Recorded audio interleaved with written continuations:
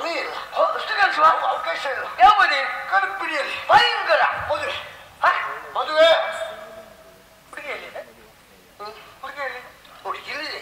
ಅಲ್ಲ ನೋಡಿ ನಮ್ಮ ಒಂದು ಮಾತು ನಂಗೆ ಹೇಳಿ ಹುಡುಗಿ ನೋಡ್ಕೊಂಡಿದ್ದೀನಿ. ಯಾರಿ ನಂಗೆ ಎಲ್ಲ ಹುಡುಗಿ ನೋಡಿದ್ರೆ ನಿಮ್ಮಂತ ಹೇಳ್ತಾ ಇರ್ತಾರೆ ಒಳ್ಳೆಯವ್ರಿಗೆ ಕೇಳಲಿಕ್ಕಾದ್ರೂ ಬರ್ಬೇಕಿತ್ತಲ್ಲ ನಿಂಗೆ. ಹಾಗಲ್ಲ ಸ್ವಾಮಿ. ಮತ್ತೆ ಯಾರಿಗೆ? ಮದುವೆ ಯಾರಿಗೆ? ಯಾರಿಗೆ? ನನಗೆ ಅಲ್ಲ.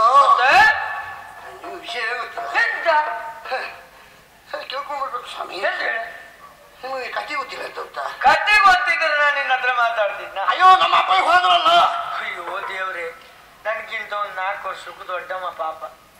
ಈ ಸಮಯದಲ್ಲಿ ಹೋಗ್ಬೇಕಿತ್ತ. ಎಲ್ಲರೂ ಒಂದು ಸ್ವಲ್ಪ ಹೊತ್ತು ನಿಂತು ಕೊಯ್ ಮುಕ್ಕೊಂಡು ಸಂತಾಪ ಸೂಕ್ತಿನ ಮಾಡು. ಯಾರಿಗೆ? ನಿಮ್ಮ ಅಪ್ಪ ಸುದ್ದಿ ಹೇಳಿದ್ದಲ್ಲ. ಬಟ್ರೆ ಎಂತದು ಪುಸ್ತಕದಲ್ಲಿ ಮನೆ ಅಪ್ಪನ ಶ್ರಾದ್ದ ಮಾಡಿ ಬನ್ನಿ. ನಿಮ್ಮ ಅಪ್ಪ ಹೋದ್ರಲ್ಲ ಪಾಪ.